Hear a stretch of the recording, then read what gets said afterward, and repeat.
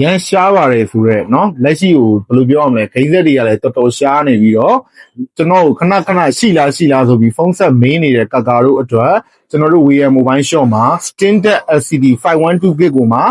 အတန့်လေး battery health 100လေးနဲ့တစ်လုံးရောက်ရှိထားပါတယ်ဒီကောင်လေးဆိုလို့ရှိရင် Standard LCD ကိုမှ battery health 100လေးနဲ့ဖြစ်မယ်ဆက်သီးတန့်လေးပဲပါမယ်ဗျာเนาะအကွင်းကျိုးဘတ်တစ်ခုမှမပါပါဘူးဆက်သီးတန့်လေးပဲဖြစ်မယ်အလုံးလေးကတော့အတန့်လေးဖြစ်မယ် no error အောင်မှာ or အလုံးလေးကိုမှ